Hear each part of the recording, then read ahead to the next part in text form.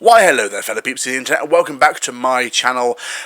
In today's video we're going to be talking about many different things. Ice, coffee, the water table, electricity, the sun. It's all very groovy and I'm going to do it while wearing my awesome merch, which you can also buy. Thank you please. Anyway, hydrate then educate, roll the intro.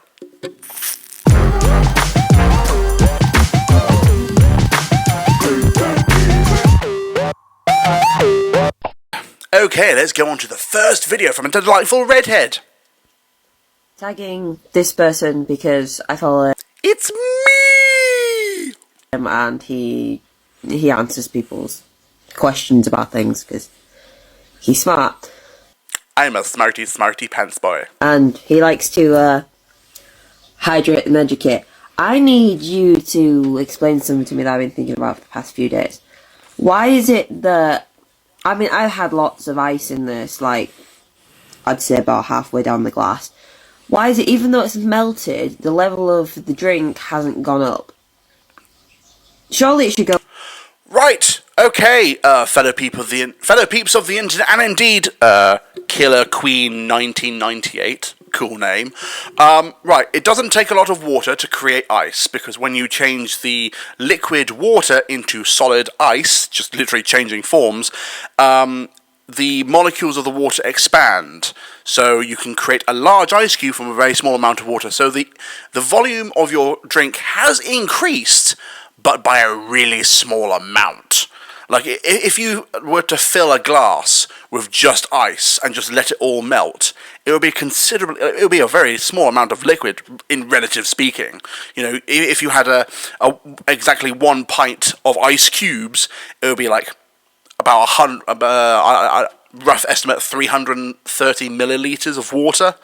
330 milliliters of water can make a pint of ice cubes, or something around that. And you can test this theory at home, fellow peeps of the internet. Get a plastic bottle and fill it to the brim with water. Seal the cap and put it in the freezer. When those molecules of water turn into the solid ice, they expand, so it creates more volume. No, it doesn't create more, creates more mass in a way, and the water will break the bottle. Yeah, so there you go. Some might say that was an icy fact. Fucking hell. Okie dokie, hokey smoky, let's move on to another one, shall we? Yes, let's. Can somebody explain this to me? Look. Why are you whispering? Is Turkish coffee a secret? Shh! I don't know how this is filling up, but look, they pour it into the cup. How is this refilling by itself? Somebody explain this to me. Is this real? Do you want to tell him or shall I? Fuck it, I will. Dear sir, that isn't a magical chalice that just refills with liquid as you put it into the magical sands of time. It's boiling liquid. That's it. It's boiling and it comes to the surface because it's filled with air and... yeah, it's boiling fluid. You noob. You plum pudding of a person. Next video, please. And oh, this man is wearing a cap. Hang on. Now we match. Let's go. Let's talk about the sun, okay? Oh yes, let's. Apparently, it is 150 million kilometers away. 100 million miles. 93 million miles. And it burns around 10,000 degrees Fahrenheit, which is like close to 6. That's around, I think, 8 to 10,000. It's about 5,000 degrees Kelvin on the surface of the sun, so let's see where he's going. 6,000 degrees Celsius. I used to work at a steel company, okay? On the surface. To make metal, the furnaces burn around 2,000 degrees. And you can feel that heat from about, I don't know, 25 feet away. So you're telling me that something that only burns at 10,000 degrees can be felt at 150 million kilometers. Does that make sense to you? Why is this man so angry? Who hurt you, man? Have you got a really bad sunburn? Is that why you're wearing a cap? Are you balding? Anyway, on a serious notion, hydrate then educate. The reason why you can feel your 10,000 degree furnace at like a couple of meters away is because we are in an atmosphere. So the heat from the furnace vibrates the molecules in the air, and that heat travels through the air. That's how you can feel it. It's a heat radiation. Now, you can feel the sun's heat, or the heat radiation coming from the sun, from 93 million miles away because it's in space. There is no particulate for it to get in the way. It's radiation. It comes from the sun. A majority of it gets bounced away from Earth thanks to Earth's naturally occurring electromagnetic field. Then it hits our atmosphere, vibrates the molecules in the atmosphere, hence heat. Oh, there's more of the video. Let's carry on. Nuclear fusion and... Yes, they say it takes a million years for the heat to reach us. Why is this man It so wouldn't have angry? dissipated a little bit over a million years? By the time it gets, I don't know, say a million miles away from the sun, it wouldn't have, Right, okay, yes. It takes the heat, the heat radiation, the solar radiation, the photons, the light that comes from our sun, the fusion reactor 93 million miles away.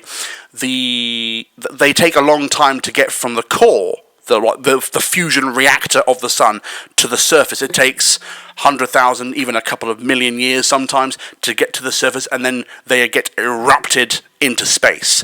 And then because space is a vacuum, there's nothing to get in its way, then I think light at the speed of light takes about 8 minutes to get here, along with the heat radiation and other forms of radiation that the sun produces.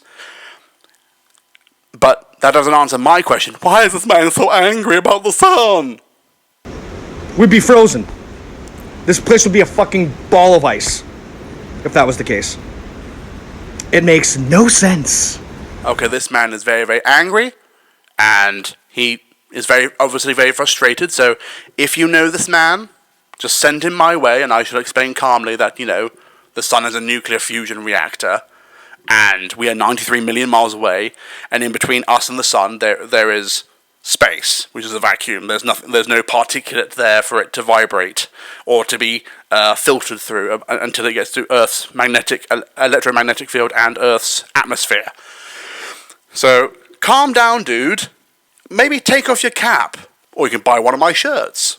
Hydrate then educate and all that jazz. I'm going to take this off now. That was very uncomfortable. Next thing. Ooh, a mustache man. Waterfalls do not make sense to me. The clue is in the name, my guy. It is water that is falling. How do they make sense? There's 28 million litres of water coming down this as Niagara Falls every second, and yet it doesn't run out. My brain can't comprehend it. How's there enough going in? Am I stupid? What do you think? My dear fellow, you are not stupid. You are seeking knowledge. You've put this question into the universe, and it has come to my attention by way of the fellow peeps of the internet tagging me and sending me this video. Fellow peeps of the internet and this gentleman, please prepare your brains for this, the water table. Whilst on the subject of water, hydration and education, ha ha ha. Right, the water table, fellow peeps in the internet. Right, this all starts in the ocean. Now remember, previously I mentioned, the sun and all the heat radiation that it radiates from 93 million miles away through space and then into Earth. That heat evaporates to the ocean. The ocean water goes into the air, cools down and consolidates and creates clouds. Those clouds then move, because that's what they do, over land. They then dump whatever water they have collected from the ocean that's been evaporated. They dump it onto mountains, hills, your back door, whatever. And eventually, those form like slight rivers, streams, and so on and so forth. And then eventually, those channels of water coming through the land create the four main lakes that feed into Niagara Falls. The Niagara Falls, you know, the water falls over the falls, it eventually goes out to the ocean, and then the heat evaporates it, it goes back onto the mountains, it goes through the rivers and channels, goes into the main four rivers, goes over Niagara Falls, goes into the ocean, and then goes up on the sky, and then yes, that's it. That's the water table. So there you go, Mustache Man and fellow peeps of the internet. I hope your brain hasn't exploded. Next video! Every single cell in your body is at 0.07 millivolts of electricity, and you have 35 billion cells. 35 billion cells at 0.7 millivolts. Okay. To start off, I know there's more of this video, but to nitpick right there, 35 billion cells? My guy, you're talking about my arm. At any given time, there's like 36 to 37 trillion cells in the human body, and that's excluding the atoms that comprise those cells. The human body is a numbers game. Don't mess around with it. Also, 0.7 millivolts of electricity. If you're an athlete, I think also the average is like 0.4, 0.5 to send electrical signals from this to here. So, I'm intrigued. Multiply that, you're at 2.65 or so trillion volts of electricity in your one body. You're a walking nuclear explosion.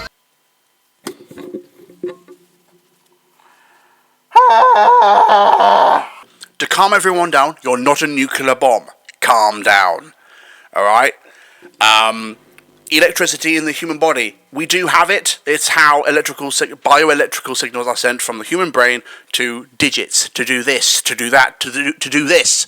To move, to speak, to think. It's all bioelectricity kind of things. And unfortunately, for this man and people who believe this sort of stuff, we're not electric eels. Sorry to burst your bubble. We don't store electricity. Once a signal has been sent from my brain all the way down my arm to my finger to do that, once a signal has been sent and been received and actioned, the electricity that my brain has sent has just been dissipated and has been reabsorbed into my muscles and the tissue surrounding that digit. So it's not trillions of volts. No one human being could power a city. Can you imagine that? Having a guided tour around a new power station and just go, well, powering the city of London is Dave. And there's just a man just like hooked up with wires. Harvesting a human's energy. Humans aren't electric eels. We don't store or we can't generate large amounts of electricity to charge things or to run things or to power, I don't know.